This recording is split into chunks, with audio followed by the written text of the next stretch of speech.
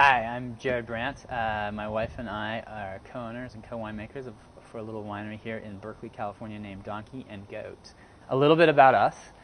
We trained in 2002 in France with a gentleman named Eric Texier. We learned, are following his philosophy, so we learned a lot about making wine in a very natural way. So in the winery, if you were to come visit us, you would see all the fermentation is done in wood. We don't inoculate, and what that means is we don't add yeast to our grapes. We let the grapes ferment themselves. We try not to add anything else to the wine, and we try to pick sites that express the site so that we don't have to manipulate the wine. This is an urban winery. We're in Berkeley, about, 800, 900 feet from I-80 and San Francisco Bay. We chose this location because it's very, very temperature stable. The bay cools our winery on hot days, and it warms it on cool days. And I'm going to taste you through 4 of our Syrahs that are currently available. 3 are from 2007, which was an easy, great growing year. 1 is 2006, which was a harder year, but I think our wine's shown through. To get right into the tasting, I'm going to start out with our 07 Broken Leg Vineyard Syrah. This Syrah is called the Recluse because in 2006, on a vineyard check, when I was in the vineyard, I got bit by a brown recluse, which is an interesting experience. It's a Broken Leg Vineyard. It's a super steep vineyard, and in the late 70s, the owner, a guy named Steve Williams, fell 2 days before he was supposed to go to France and broke his leg in this vineyard. It's a super cool climate vineyard. If you go to Anderson Valley, you're going to see predominantly Pinot Noir, some Chardonnay, often used in sparkling wines, and some Alsatian varietals, Gewurz and Riesling. We love this vineyard because it's so cool climate, and every year we tend to harvest it super late because of the cool climate nature of it. And in 07, my daughter was not quite 3, but we harvested it on October 26th, so she wore her Halloween costume. I can't actually remember what the costume was, but she wore it throughout the harvest, and she has a reputation among the harvest workers of wearing a harvest costume. When we taste this wine, there's a couple telltale signs of this vineyard that I adore, I love. It's about 97% Syrah, 3% Viognier. The floral components of the Viognier lift the Syrah out of the glass. We co-ferment them. We do this with one of our other vineyards as well. When I smell this, I immediately get some white and black pepper. I get lilacs. I used to call it violets, but it's very specifically lilacs. It's a different floral component. And some bacon, some other charcuteries. On the nose, I also often will get a little tobacco.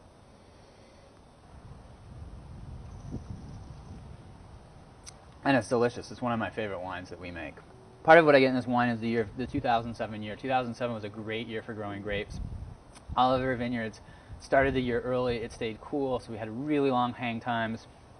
So we got a lot of complexity to the wines without too much alcohol. On the mouth, it's very chalky tannins. It's almost like sandstone, it reminds me of. And it's got a nice long finish. There's some cherry components, some fruit, as well as the forest components coming through, maybe pine or cedar. And lots of cool climate wine components to this. It's got a lot of acid. The acid is there. It will go beautifully with a meal. It will go beautifully with bacon if you have wine for breakfast with your scrambled eggs. Next up is our Fenaughty Syrah. This is a vineyard in the foothills. It's a vineyard about 2,800 feet above sea level and right near the American River. El Dorado County is a wonderful appellation, but it's very different than a lot of other places in that little differences in direction make huge differences in temperature. It was grafted to Syrah in the 70s, and it's a great site, great location. It's one of our we work with a grower named Ron Mansfield, and he does exactly what we want in this vineyard, and it creates a wonderful wine for us. Like the Broken Leg, this wine is about 3% Viognier. And of course, when I smell this wine, the first thing that leaps out to me is the sour cherry. It always leaps out, but it also gets combined with a really nice aroma, or a floral aroma of violets. And this wine, I always find it's an interesting combination of spicy and feminine. There's probably a woman's perfume out there that is exactly what this wine represents to me. It has components when we smell it.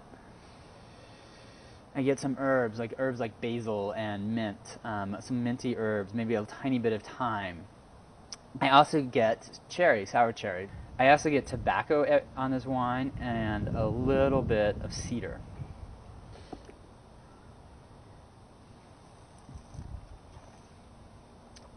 And again, that sour cherry jumps through bright acidity, lots of complexity.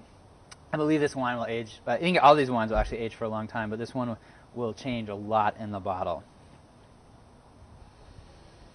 The tannins are very much there in this wine. When you taste it, it kind of goes through, coats your mouth, and hangs on. It has a nice long finish. The sour cherry component is one of the last flavors I get in the back of my mouth. I often, when people ask me to describe this wine, I say, well, it reminds me of Brézem, which is a Côte d'Rhône appellation in France, where the Syrahs are often got lots of sour cherry components.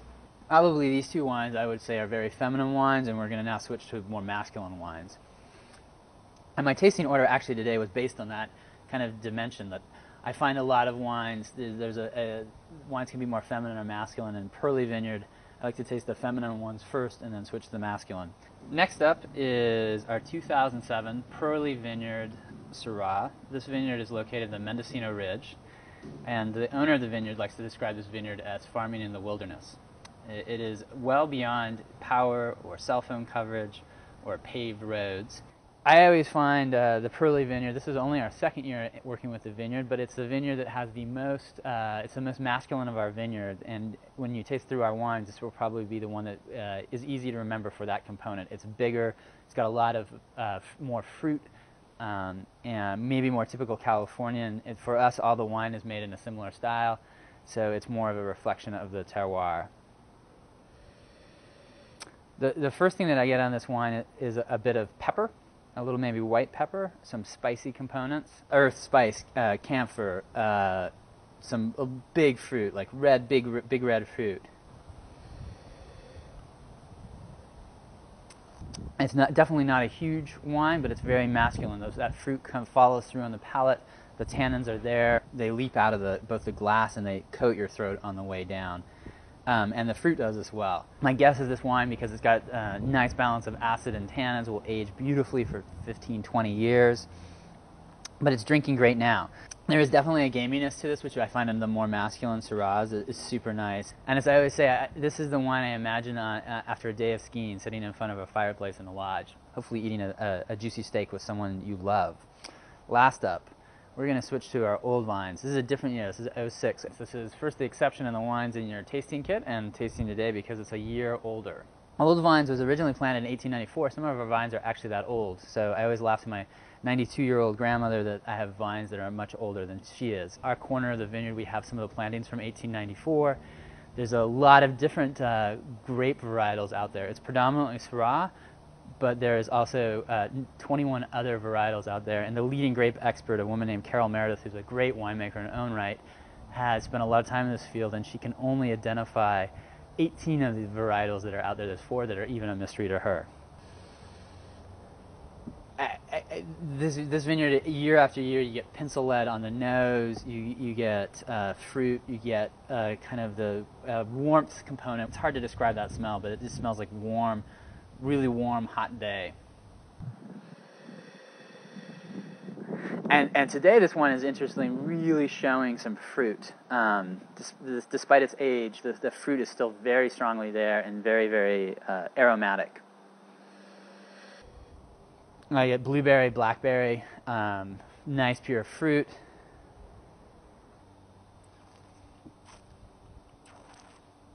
When I taste this wine, you can taste that age of the vines and the complexity.